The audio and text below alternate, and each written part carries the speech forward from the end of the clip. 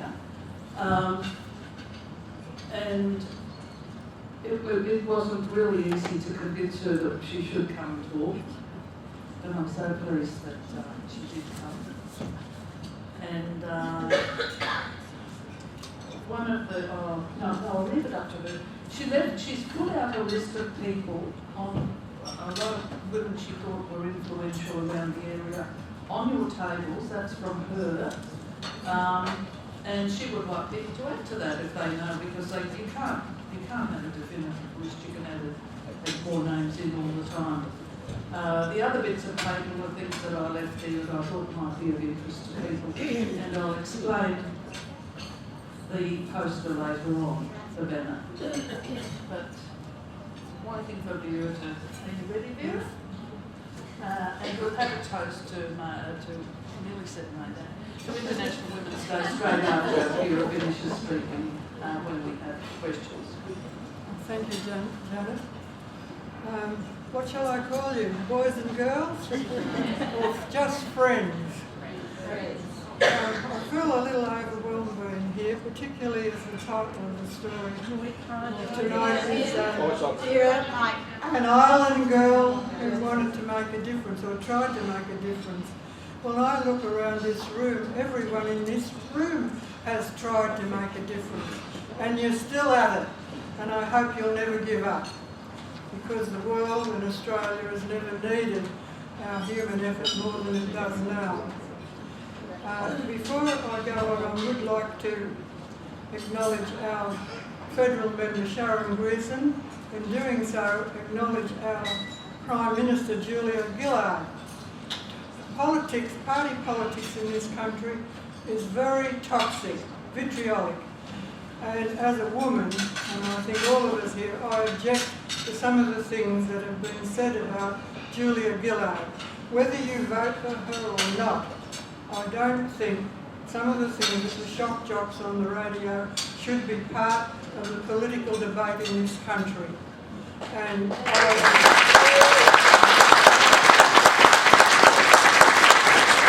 I may disagree with her on some things as I do with most politicians, male or female. That's part of our democratic right. But I certainly salute her courage and her persistence in face of a pretty terrible scene through the media. And I wish her well. She is the first woman to be Prime Minister in this country. We should be proud of that and do everything we can to help her along the way. Now, our chairwoman mentioned Professor Caroline McMillan.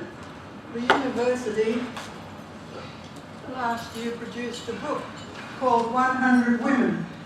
It was given to me, and it's very interesting.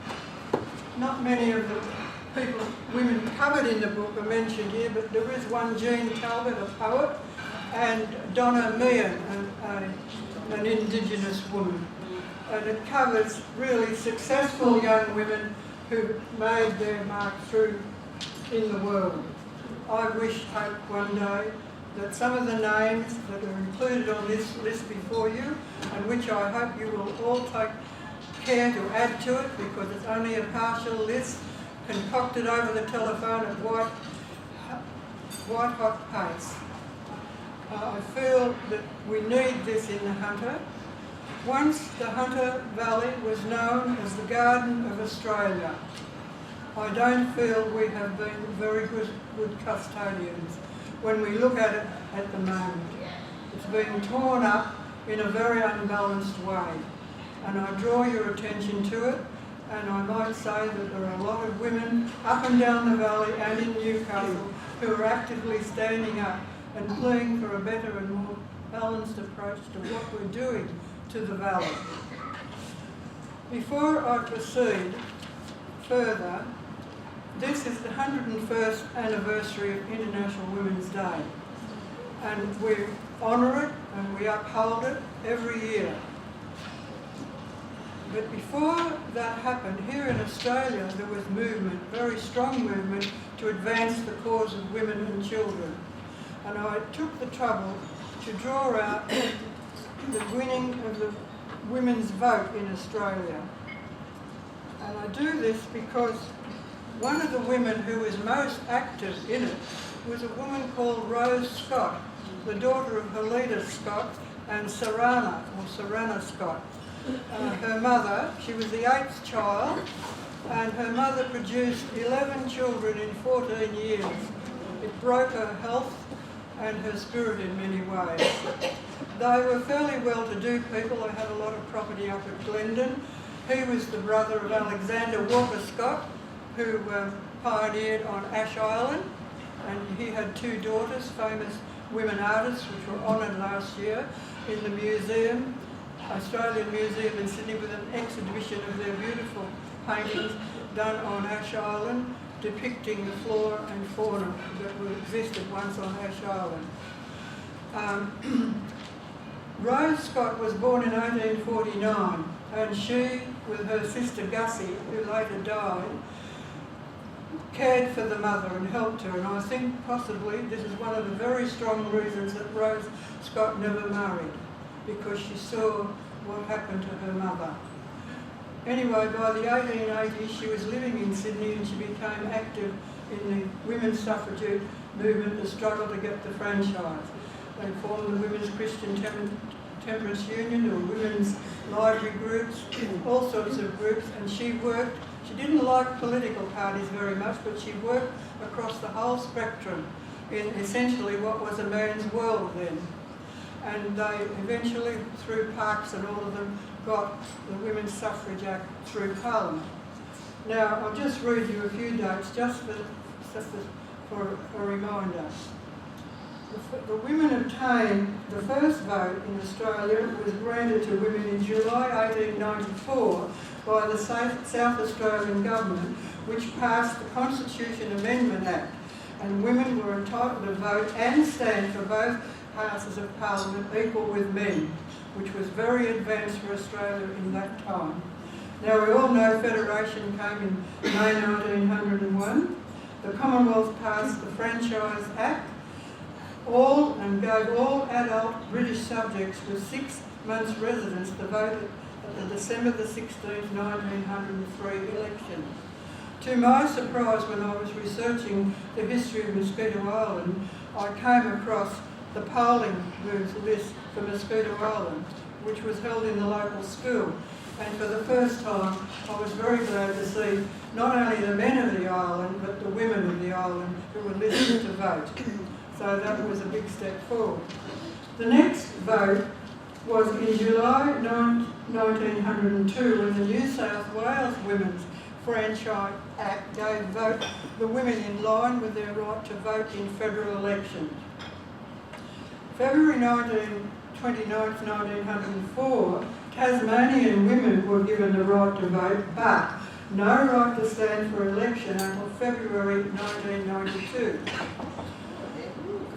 January the 9th, 1905, Queensland proclaimed full adult franchise, but not until September the 23rd, 1915, were women given the right to contest Assembly elections. And in October 1907, Western Australia women granted adult suffrage. October 1908, Adult Suffrage Act was passed, but not proclaimed until after the December elections December elections of that year. In 1923, the women gained the right to stand for election in the Legislative Assembly. Lady Peacock was the first woman in 1933 to be elected, but she did not stand in 1935. So you see, getting the franchise had a very checkered career. But when you read the story of Rose Scott, I first read her in an article written by Miles Franklin, the author, who wrote that wonderful book called My Brilliant Career, introduced by Henry Lawson, in which she writes for the 150th anniversary of the Foundation of Australia, or the invasion, whichever way you like to look at it.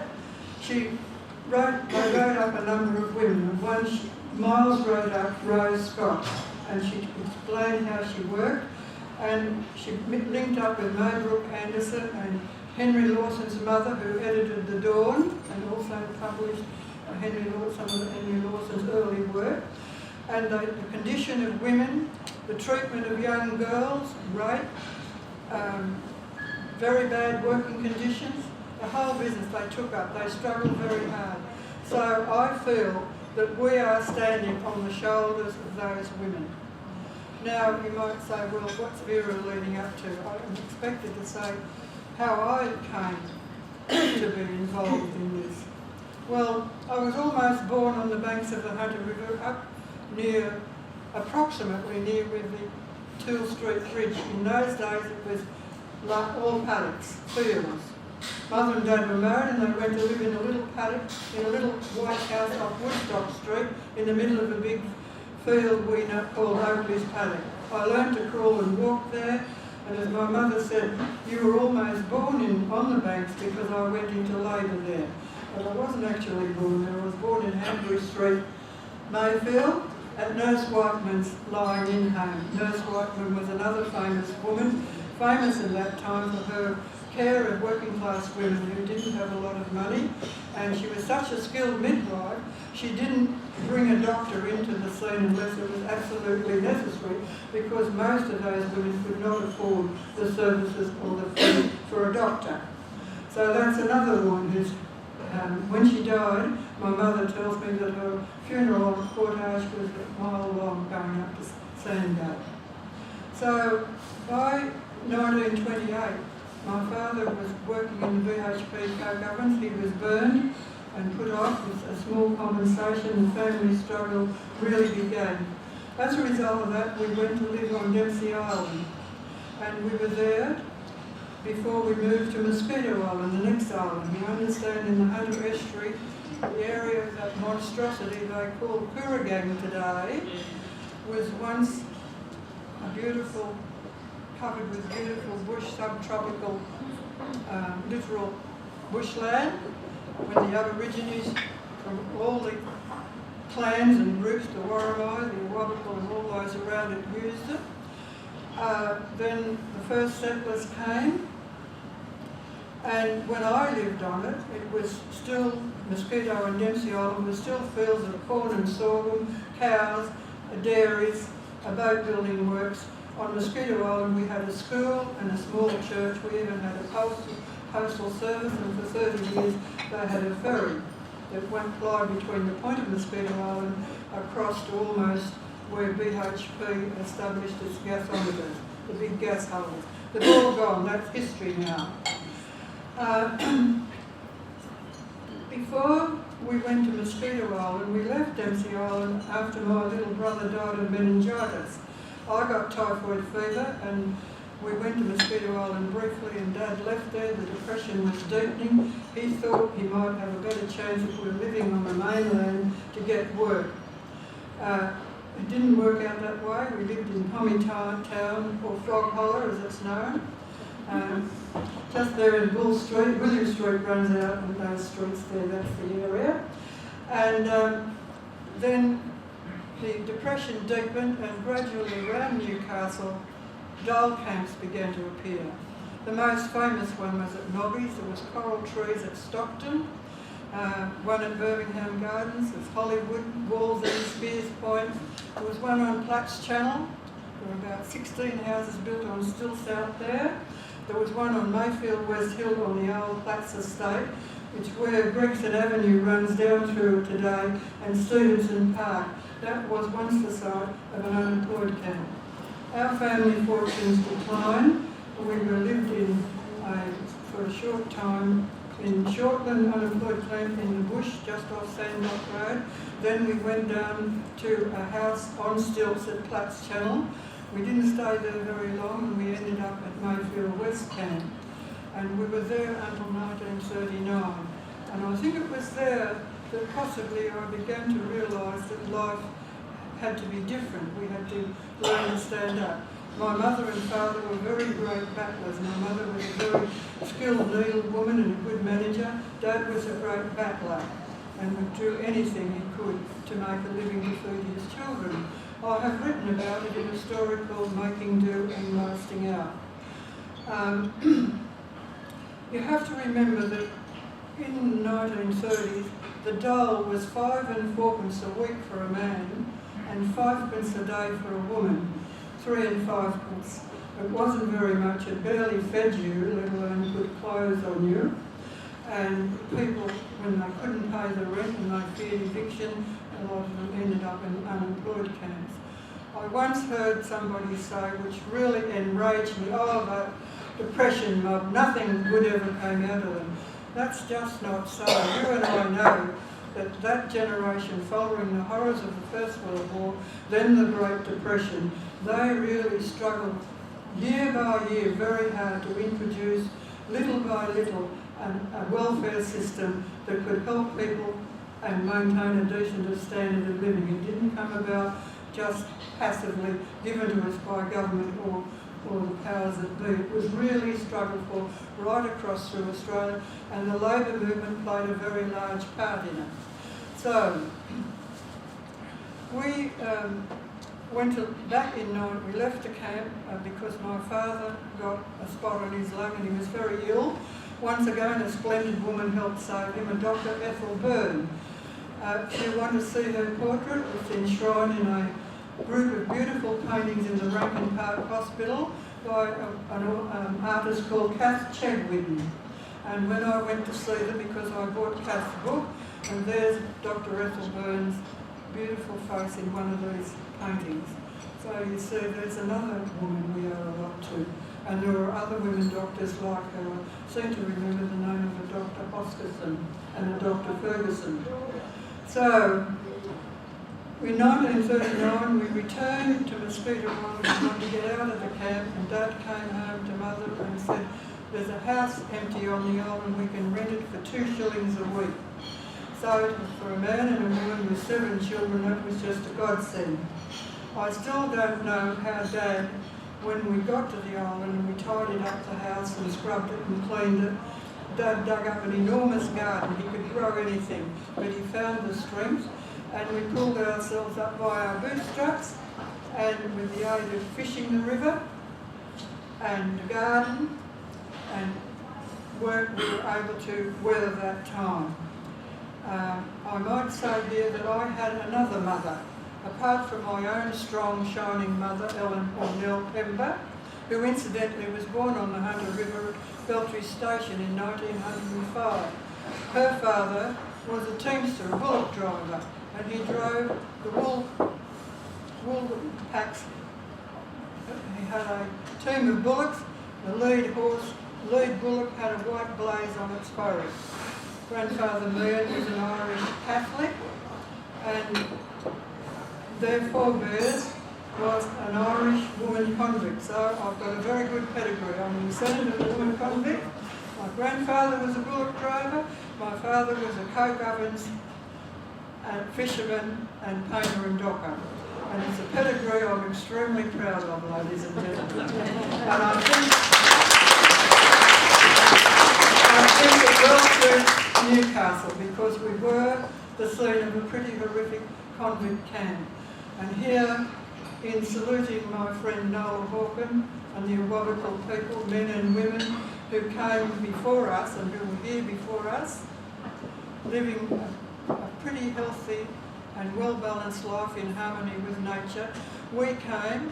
The men, you know some of their story, but not many know that the women were brought here and they were put out on nobbies to keep them away from the men, also because a lot of them were rebellious and hard to discipline. I don't see them as evil women or fallen women. I see them as rebellious women who were struggling for their dignity and trying to find a better place in life. And I think an international way, even though we don't know very much about them in Newcastle, we should still honour their memory, because they were the victims of terrible social conditions in England, which made them do things that perhaps they ordinarily wouldn't have done. Because let's face it, none of us know what we'll do if we're hungry or if we're faced with a dire threat of losing everything. So, I had to leave school in the end of 39. Mother was not well. I was 13 and a bit, and I stayed home, and I joined the ABC Argonauts Club, and I truly thought I was an Argonaut, because I rode the river in my little 10-foot flat-bottom green punt, and I'd sing the Argonaut song, Row Mighty Argonauts, row, row, row, and just like anyway, that was my fantasy. I was an Argonaut. I didn't find the golden fleece, but I used to make a lot of friends and wave to the blokes as I rode past BHPs, Rylands and Stewart and Lloyd's to the wharf at Ingall Street, where the night watchman at Lysarts would help me pull my boat up on the slip, get my bike and then ride up Ingall Street past Lysarts to work. Well, it was 1942 then, and I used to ride past Lysarts, and what did I see? Women, for the first time, entering at Bull Street, the gates to go into the munitions factory and into Lysarts, where they were helping to make the Owen gun to help defence. I had a woman from Stockton ring me last week.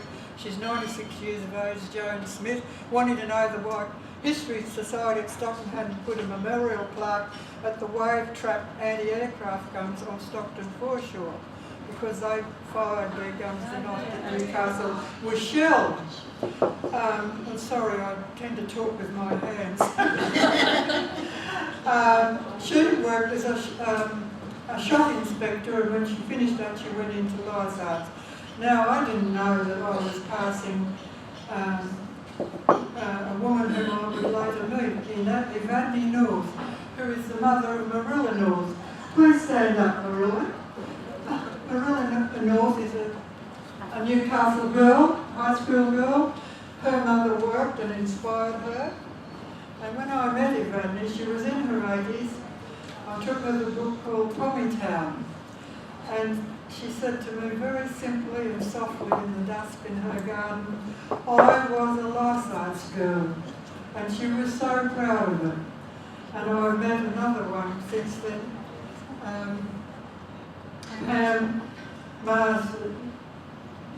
Marsley's mother, Iris Leslie. And she said the very same thing to me. I only met her once, but she looks at me and she said, I was a Lysarts girl, and all I could say, I used to ride my bike by Lysarts and see the women going in.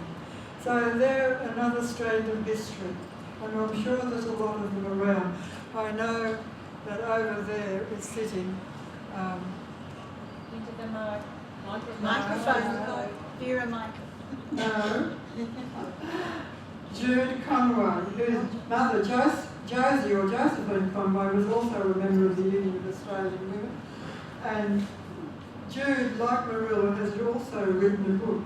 Marilla's book is Yarn Spitters, the letters of Miles Franklin, Dimphna Cusack and Florence James. You'll all know Dimphna Cusack from the Coming Spinner series produced by the ABC. And it's a marvellous book. Not only the letters that show the writing skills of the women, but what shines for me is their solidarity and their loyalty to each other as they try to break into the writing world and stand up to the world that's dominated by men. Now, to come to Jude, please stand up, Jude, don't be shy. That's Jude, everybody. This is Jude's book. It's called Step by Step, The Women of East Timor, Stories of Resistance and Survival, edited by Jude Conway. It's a very splendid introduction. Jude has been to Timor. We know a lot of the East Timor story, but when you read the stories of these women in East Timor and you interview what they went through, their struggle is something that uplifts you, because our forebears have struggled, but I don't know that we've quite struggled as hard as they have to. I compliment you, and I hope some of you will buy the book, because it's well worth reading, as is Marilla's book. I have another book, which is The History of the Union of Australian Women, written by Barbara Perthoys and Audrey MacDonald. Now, Barbara Perthoys was well known here in Newcastle for her activities in the Union of Australian Women, and she was here recently at the university's radical gathering, in which she gave a long talk about her life in Newcastle. This is the story of the UAW, its national body, and other states have all closed down, but those stubborn, persistent women of Newcastle have kept going, and that's why the Newcastle branch of the Union of Australian Women is still functioning and still holding the annual celebration of International Women's Day every year. One of those people is Janet Mundie. She's sitting over there.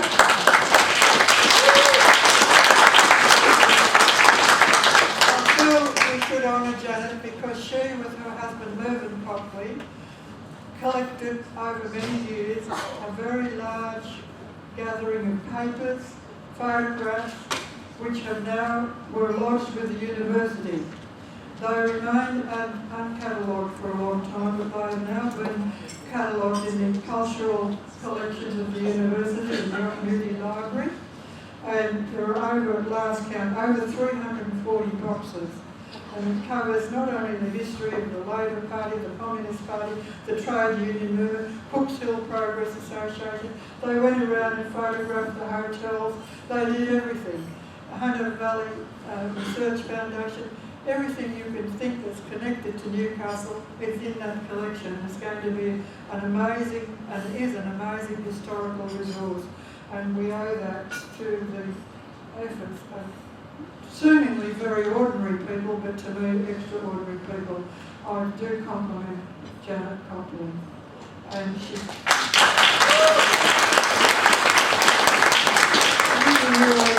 We've got Iris Andrews sitting near her in the green blue dress. And near her is Lisa, her daughter, who produced the document sitting on your table, which lists some of the women, only some. I hope you will take the chance to add to the list. I was going to tell you, but I've gone over time yet, Madam Chair. I hope I haven't. I'm going to shut up. You want to know what happened? Right, my father had a returned First World War veteran friend, Charlie Skeen, in Mayfield.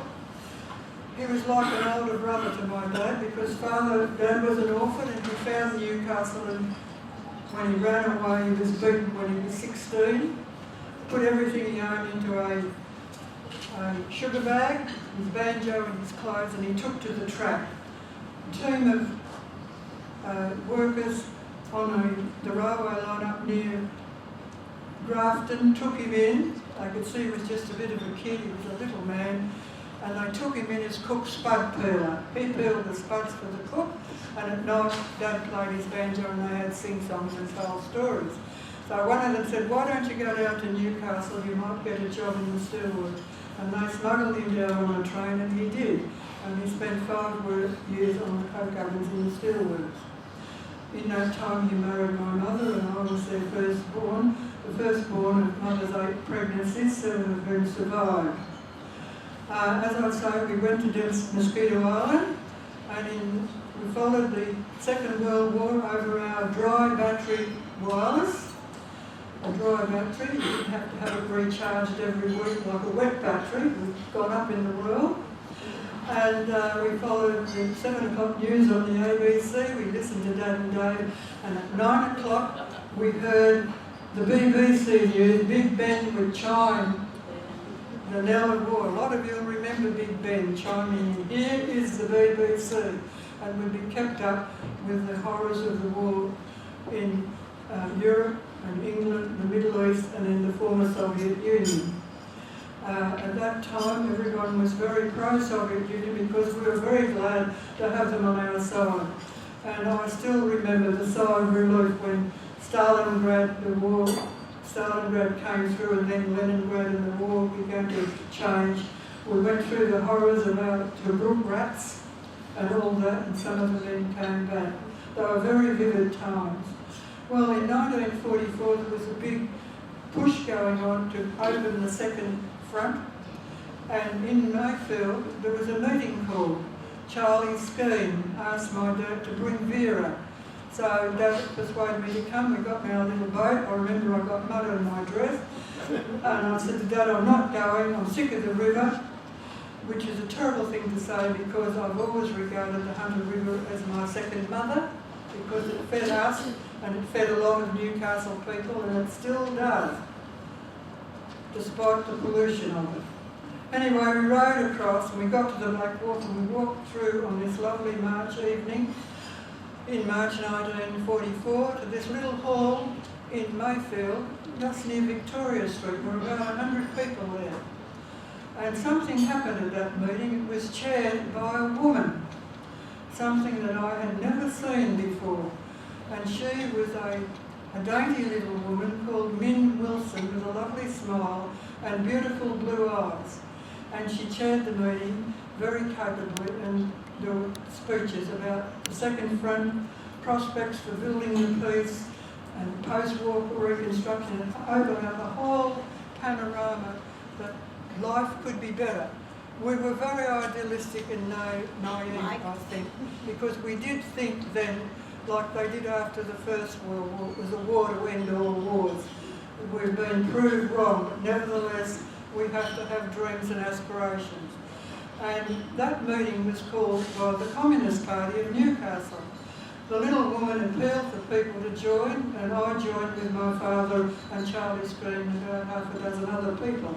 And when I became a member of the Communist Party, I found out a lot about socialism, this idea of cooperative living, and it fitted in with my father and mother's beliefs that we shouldn't be greedy, we should share the wealth, which they certainly practiced. Dad had an enormous garden, was always going to town, taking over his spare carrots, cabbages, whatever. He'd come home a bit dejected sometimes, and I'd say, "What's wrong with Dad, Mum?" He's a bit disappointed. And I'd say, "What's up, Dad?" "Well, they didn't appreciate my carrots. Last time I'll take them anything."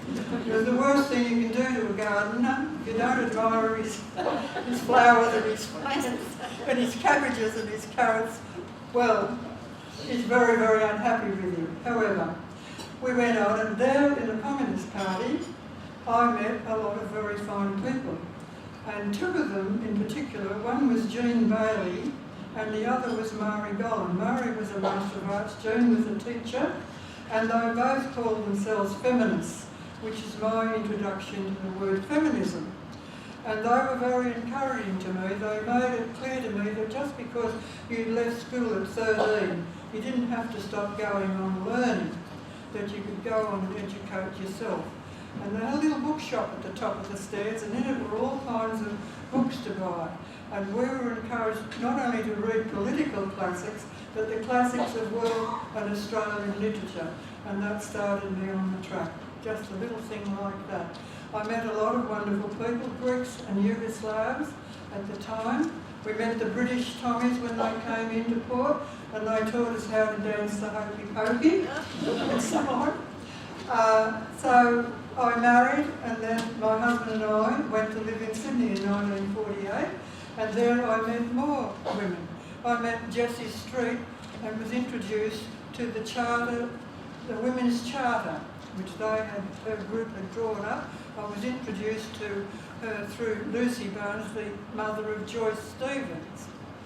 Lucy was to me like another mother because she wore her hair like my mother, and she was a good dressmaker, and she helped me further my dressmaking skills. We canvassed all around North Sydney with petitions.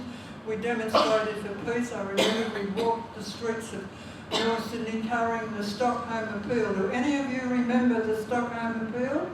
It was an appeal circulated around the world to ban the bomb. They were very fraught times. And there were over 800 million signatures collected. And I'm very proud of that effort, the part that we played in here in Australia. We had at that time, as the year went by, I had a friend, Dorothy Hewitt, her little son, Clem, died of leukemia. I had another friend, Elsie, her grandson died of leukemia. We were all terrified of our children getting these ailments, which the scientists were telling us that strontium-90 and cesium-135 would affect the bones of children and cause mutations. And no one can not convince me that a lot of the cancer we're facing today has been caused by those nuclear tests that were held here in the South Pacific. I feel we saw what happened at Maralinga, where the Aboriginal people were affected, and they're still struggling. A man died, a white man died the other day, and he'd only just received compensation. He was the only one. None of the others have settled their cases yet. So the struggle for the environment and for peace goes on. And I ran out of time yet, Janet. You're very quiet. So, Germaine Greer had a very long article in the papers at the weekend, and she reminded me that while we have little by little as women in this country progressed a long way, and we're still a long way to go, that throughout the world, in the so-called third world, if you like to use that phrase, the women there have an even further way to go. So I was pleased that she raised this, because compared with them, we are very privileged. But those privileges we have won, they are the result of a long struggle. So our solidarity on International Women's Day not only must be for the women in this country,